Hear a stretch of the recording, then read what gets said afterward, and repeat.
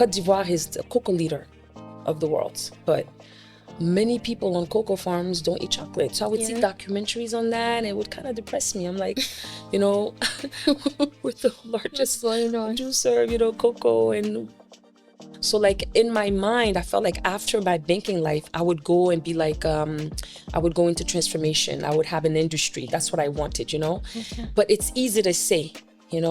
One day I went to the north, where I'm from. My village is in the north of Côte d'Ivoire. Okay. And I can't explain it to you, but I just fell in love with the place. Cherries that I can buy a bushel of cherries in the US for like $4 or $5. I'm like, come on. 32,000 francs. 32,000 francs, it's like $60. I'm like, why? I buy it for $1 there. Why are you doing? So it's like, it gets you upset because then I'm like, how are people living? You need people for everything. The hardest part is getting good people that are trained, that know what they're doing. It's not easy. Plant, it's a life. Fish, it's a life. No, seriously. And when you don't do it well, you fail, Hi everyone, welcome to the Africa Discourse channel. We are at Financing Agribusiness in Africa, and we are talking about investing into the future.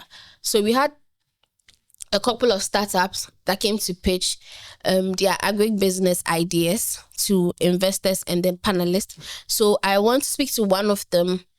I'm really impressed to see women in agriculture, and I want to hear her story. So I would hand over to my guest for her to give us a brief introduction about herself. Then we'll delve into the conversation about her startup. Hi, and welcome to Africa Discourse channel. How are you? I'm doing great. Yourself? Thank you for this opportunity. My name is Mathila Soumahoro. In French, we say épouse demandée. That's to say that's your husband's name, Okay. I'm Ivorian-American. And I didn't grow up in the Ivory Coast. I grew up in the US. Okay. And I moved back about 14 years ago to work for Guaranty Trust Bank. I actually opened the franchise, introduced the franchise to the French world. Wow. That's what brought me here, So I came by way of Nigeria. I actually was going back and forth between Nigeria and the Ivory Coast for about a year. And then got the banking license, but like right at the start of the crisis in Côte d'Ivoire. The war. Yeah. Exactly. So I don't know if you need more than that in terms of an introduction. Yeah. So I'm interested. Mm-hmm.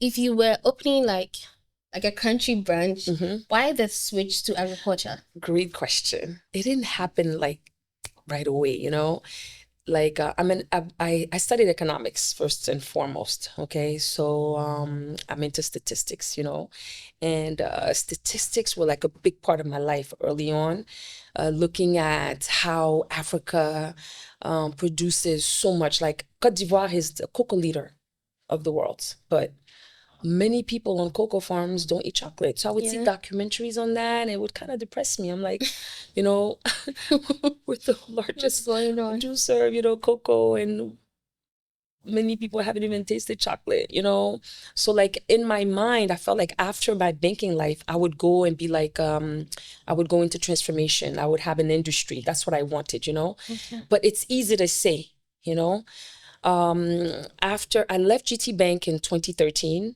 from then on, I worked for a couple of other financial institutions, But one day I went to the north, where I'm from. My village is in the north of Côte d'Ivoire. Okay. And I can't explain it to you, but I just fell in love with the place.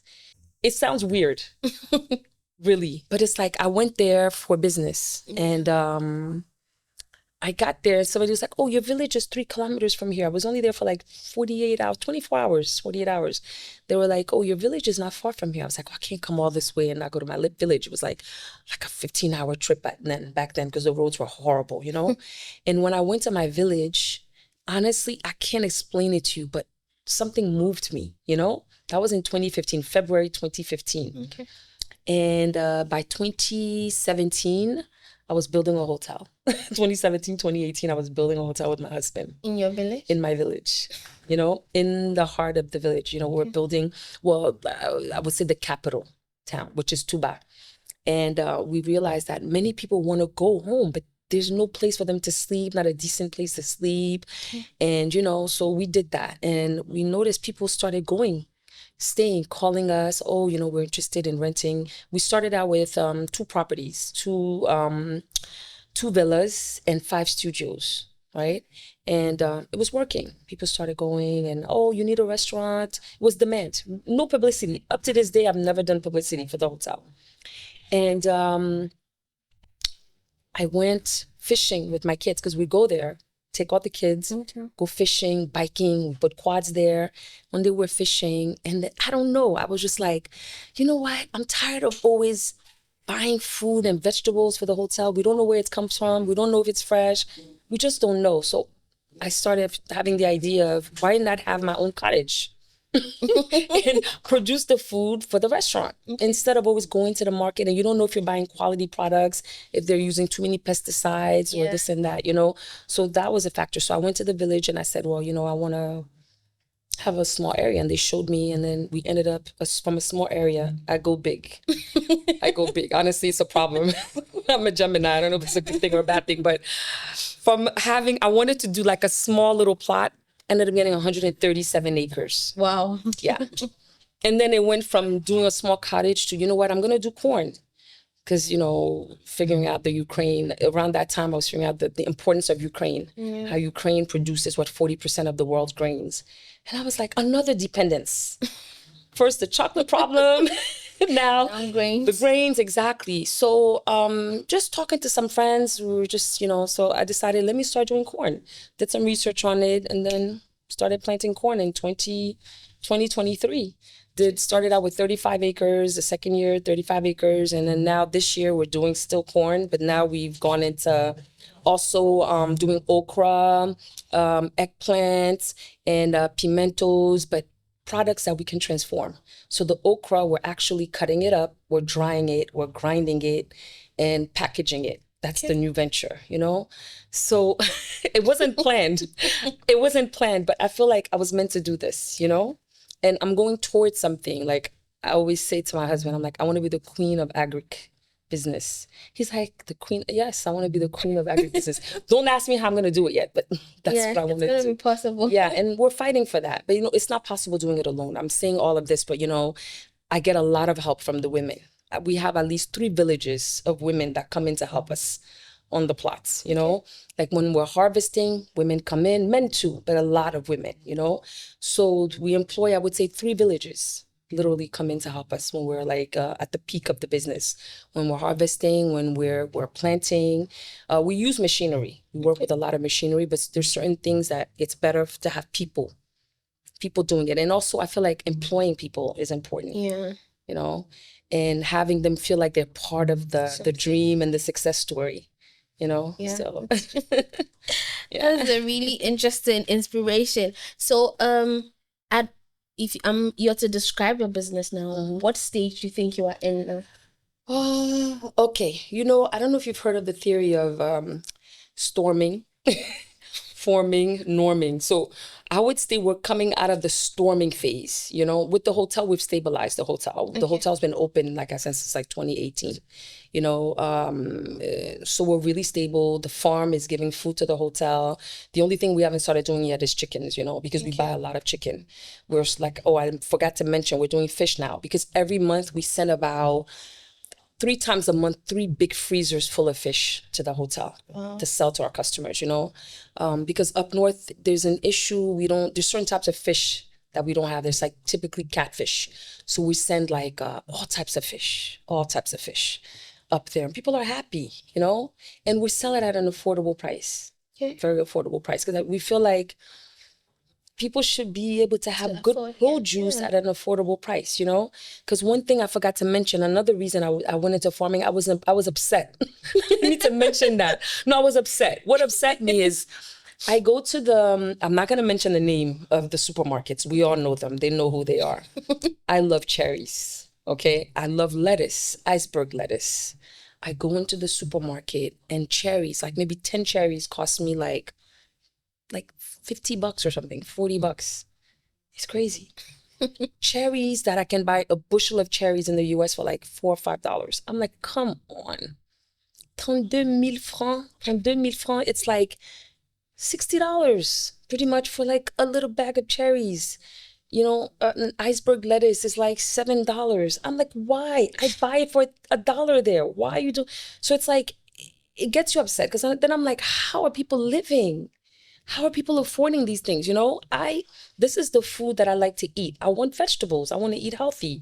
I want my kids to eat healthy. But why is it so expensive? The beautiful produce. Why is it so expensive? You look, you see where it's coming from. It's coming from other countries. It brought me back again Imported. to these things in my mind that made me want to become an economist, because I was like, I'm going to be an economist. I'm going to work for the UN. I'm going to change all the problems of Africa. That was in my mind.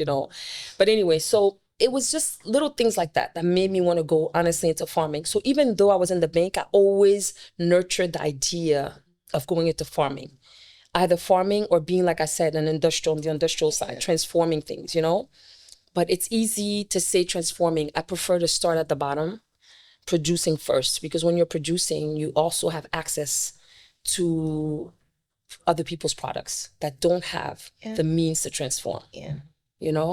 So I was upset, like I said, with the grocery prices. I think one of the things I noticed when I got up here was we're looking for chicken to buy, and then we went to the market, and I realized Cote d'Ivoire has a lot of seafood, which we don't have in Accra. Yeah. I struggle to get a lot of seafood in Accra. You have to go to either Melcom or those big shops, and they are very high. So I was telling my friends, if I had like a big ice chest, I would just pack everything. But it's more expensive now. If you came like right now, like I love, if you like prawns and stuff like that, right now, prawns are like double the price. Double the price. Fish, everything is like double the price. Those are all the things that made me want to get into the aquaponics, the presentation that I made. Okay. So I'm thinking plants, seafood, what's better? Plants and seafood in a symbiotic relationship, what's better? It's only like, I feel like the next phase of my development. So you asked me, what phase am I now? I feel like I'm leaving the storming phase. The hotel is stable. The farming, we're only at it. It's a third year. It's a tough business. It's tough. You need to be close to it, It's not about hiring people and letting them work at a distance. You need to get involved and understand. So when people are explaining things to you, you yourself know what it's all about. Yeah. Understand the production cycle, know when you're going to produce. All that's important, to understand how to make money. You need to understand how the activity works, So I've taken a lot of time to really learn myself, go to other people's farms, and just to understand, because it's not easy to make money. And anytime anyone tells you it's easy to make money, they're lying. They're lying. It's not, So yeah. So what would you say has been like your biggest challenge when you ventured into agriculture? Okay, the biggest challenge is you need people for everything. The hardest part is getting good people that are trained, that know what they're doing. It's not easy. Plant, it's a life. Fish, it's a life. No, seriously. And when you don't do it well, you fail, So the first year, honestly, it was horrible. It was tough. It was tough because I had big dreams, the hotel, everything was so great with the hotel. So I was like, farming, I got this, It was like I went to a boxing match and Mike Tyson was the person that I had to fight. It was tough, honestly. But the second year, honestly, it's like the first year I was like, okay, I'm going to get an engineer, his team, they're going to run everything. He was giving me reports and everything, but it's like the second year I dove in and I doubled, tripled, I would say, even the results on production side, so you need to get involved. It was tough. It's still tough because it's a lot of work. You have to follow the activity, And there are innovations, there are new innovations every day, new ways of doing business, new ways of farming, new ways of doing things so that you have more productivity on your land. So you need to read up, you need to talk to people, you need to visit other people, figure out the best systems, and then choose the best thing. Yeah. That's a lot of work. No, it's a lot of work. Seriously, don't let anyone fool you. It's a lot of work. It's a lot of work because look, we even have systems like we use drones to do some of our to apply some of our products. Okay. We use drones, but then even flying the drone, there's a way to do it. Mixing the product because it's scientific, really. People think farming, you can't be dumb and be a farmer. because there are levels, there are different comment on appelle ça, formulas, you know. If you don't want too much grass, there's a way to treat your land. Before, if you're planting corn, you have to realize that within 3 days you need to do a certain type of treatment to reduce the amount of grass that's going to come out. You need to know that within 15 days there's another treatment that you need to do to also control the but then not just a treatment, there's a way to mix it. You know, there are different molecules. There's certain things that you don't mix. There's certain things that if you know, it's a science. It's a science, and that's why I think it's passionate. It's a passion now. It's a science. You don't realize that. People think, oh, farmers, or no, there's a science to it. And if you don't do it right, you don't make money, and then you have lousy food. You know, you have lousy food with lousy color. Okay. You know, yeah. All right. So I want to find out. I think you mentioned you employ 3 villages mostly to help them.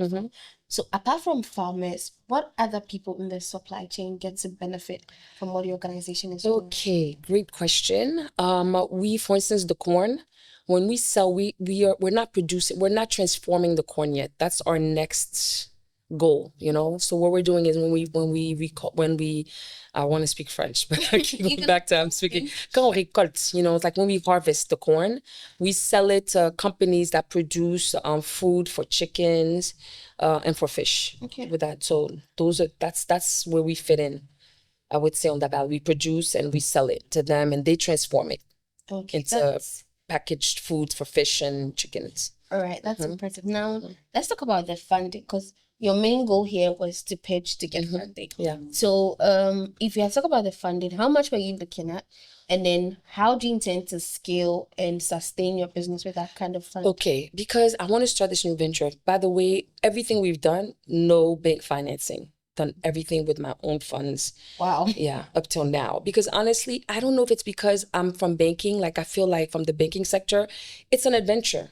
So I really didn't, and I don't like to be embarrassed. I don't like to be humiliated. So I was like, okay, you know what? I know that I should go to a bank, but because it's so new and I'm so new at it and I didn't have any experience, and yes, I'm structured and I know how to structure things, but I felt like, let me first play with my own money. I even had friends that wanted to give me money, family members. They're like, oh no, if she's doing it, it's going to be, I'm like, no, I don't want to lose your money. Let me play with my own money, you know? But the level we're at now, we've stabilized things. I feel like I want to go to the next level, you know, especially with the combining of the aquaculture and the aquaponic aspect of it. You need more. We need serious funding. I could do it on a small scale. I could, but I figured the event was here. When I heard about the event, I felt like the level I'm at now, the level of team, the team that I have built and that I'm continuing to build, I feel like with the aquaponic project, we need serious funding that I don't personally have, you know, but I want low cost funding. I don't want money at any cost, you know, because we want to do 15,000 tons of fish a month. That's a huge project, you know.